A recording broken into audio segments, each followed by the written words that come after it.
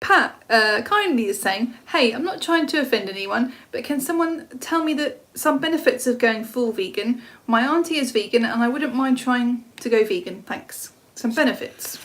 Right. So, of course, like there's not hurting animals. There's the planetary thing because animal agriculture is responsible for the largest part of most of the environmental ills. But as a nutritionist, that's my kind of thing that I focus on. And what I will say is if you're thinking in terms of health benefits, don't think in terms of vegan versus non-vegan.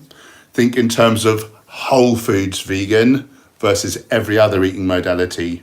Because, animal products raise your risk for 14 of the 15 leading causes of death. All the chronic diseases, heart disease, cancer, diabetes, stroke, hypertension. But also junky plant foods like the refined oils, particularly coconut oil, palm oil, cocoa butter. These raise your risk for heart disease just as much as animal products. So the biggest killer of vegans, biggest killer of people, in general, is heart disease.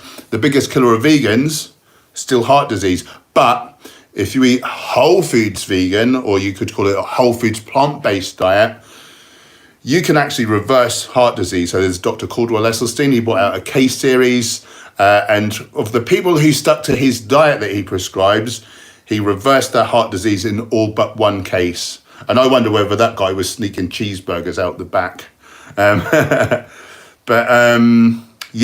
So in order to have the greatest health, you want to be eating legumes. So all the different beans, chickpeas, split peas, lentils, whole grains, not like white rice or like white pasta. You want to be eating whole grain and brown. Fruits, vegetables. You want some nuts and seeds as well. If you're trying to lose weight, it's worth having the nuts and seeds and avocado, like the overt fat foods. It's worth having them a little bit lower and going higher on the sort of more carby foods. Believe it or not, might sound counterintuitive to you, but this is the truth. You can prevent 14 of the 15 leading causes of death with a healthy enough whole foods vegan or whole foods plant-based diet. You can treat most of them, so you can mitigate some of the effects. You can stop the progression, and in 5 of the leading causes of death, you can actually reverse them, including heart disease, our number one killer. We've got angiogram photographic evidence of arteries opening up again, and in peer-reviewed medical journals. Like, this is proven beyond a shadow of a doubt. It's so powerful. As a nutritionist, I've seen people, my own blood pressure, I was pre-hypertensive. My systolic blood pressure now is something like 106. And there's no further benefit below 110, so it's basically optimal. And so by rights, I ate more animals than anyone as a bodybuilder, so my arteries would have been clamping up there with the old atherosclerosis, the old hardened gruel. That's the translation. But my blood pressure's come right down, so it seems that likely I've reversed the heart disease I had. We now know that heart disease starts in the womb. It's not even in childhood, it's in the womb, predicated on the mother's serum LDL. Serum LDL is elevated by animal products, and as I say, some junky foods like coconut oil, palm oil, cocoa butter. The higher the mum's serum LDL, the more likely that the fetus or unborn baby will have fatty lesions in the aorta, which leads to fatty streaks, which leads to atherosclerosis. By age 10, nearly every child eating omnivorously by age 10 will have atherosclerosis. They've got heart disease. It takes decades to present, but it's in there in nearly every case. It's a ticking time bomb. It affects 1 in 2 that they'll get some clinical symptoms, kills 1 in 3. You can reverse it by eating a healthy enough vegan diet. But I must stress, don't just think, vegan diet for health. No, whole foods vegan diet, whole foods plant-based diet versus animal products and processed plant foods like sugar, like oil, like refined flours, things like that, and then chemical nonsense foods. We might like to just point out, like, go vegan as soon as you can. You want, do it for sure, 100%.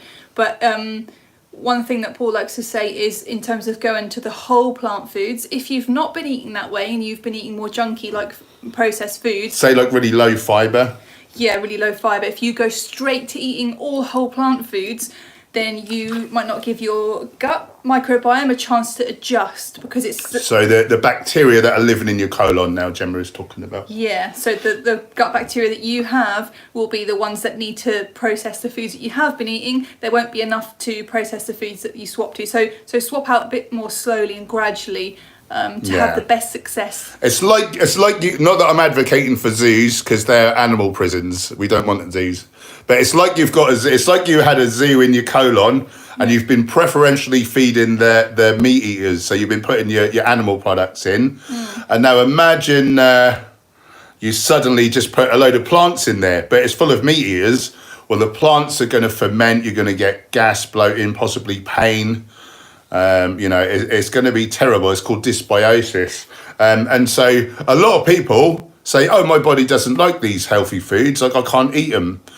It's not the body that's at fault, because the healthiest foods in the world are the healthiest foods in the world. But it's what you've been eating historically, that then predicates like what types of animals, what types of bacteria you've got living in there. So to Gemma's point, week by week, you want to take out a little bit of the animal products and processed junk food and put in a bit more of the high fibre, the legumes, the whole grains, the fruits, the vegetables, the nuts, the seeds, week by week by week by week. Just take a little bit of time to slowly transition over. And in that way, you won't have distress. You can get diarrhea, you can get constipation, you can get constipation with diarrhea if you do it all too quickly. But just, a little time to transition is ideal. I get what you're saying, changing week by week. What about if somebody's decided, right, I don't want to eat animals anymore, I've seen what happens, I want to change immediately. Can they swap the meat for, say, mock meats? Yeah. Would that work the same way? So they don't have to eat animals for a few weeks while they swap.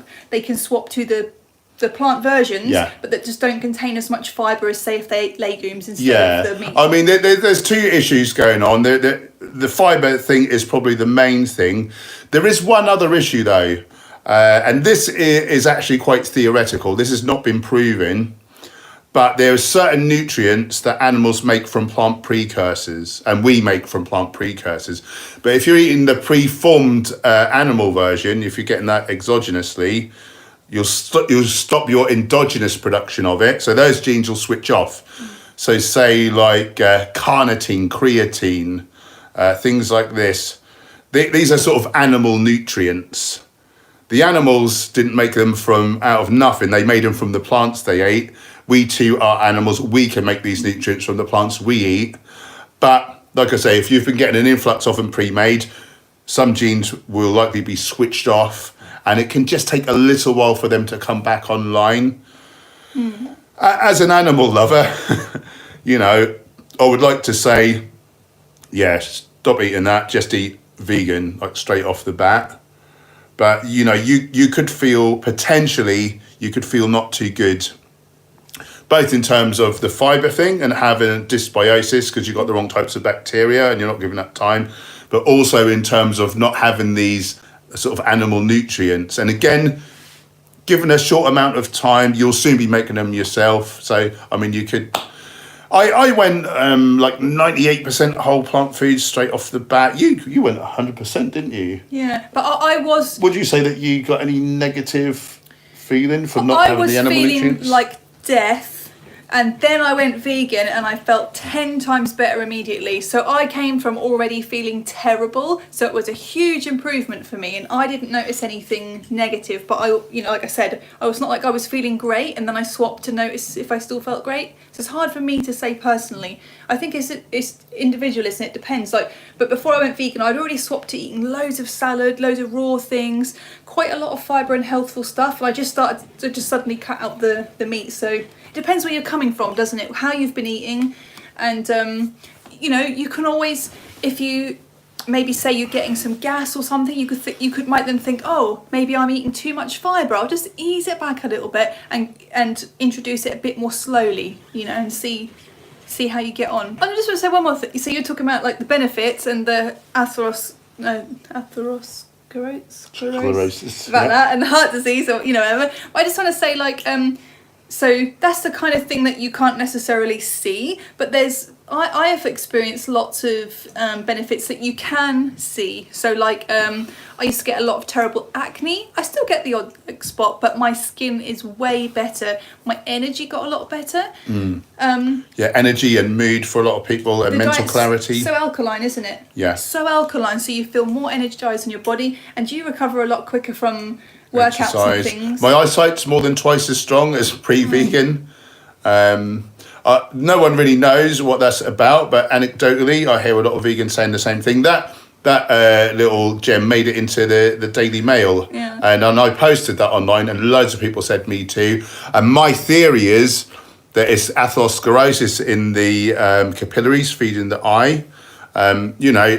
If your artery can get clogged up such that it can kill you, well, what about the tiny little capillaries and things? They're going to get clogged up sooner. Now, if you've not got oxygen and nutrients getting to your organs and like your eyes, what do you think is going to happen? So that's my theory, that it reversed that. More energy, no more hay fever, no more tendinitis. It's very anti-inflammatory. So people normally notice a massive reduction in pain. They notice energy boost, mental clarity, brain function. Higher carb. We run off of carbohydrate. We're not meant to have high amounts of protein in the diet. So most people immediately notice some benefit, and then over the first few months, like month on month, the benefits tend to mount. But only, as I say, if you're eating a whole foods vegan diet. If you're eating oil and sugar, don't expect any great shakes. Yeah. Good words. Good words. I think you're thinking about going, but I just... Oh, God. I think there was a... I'm doing overtime.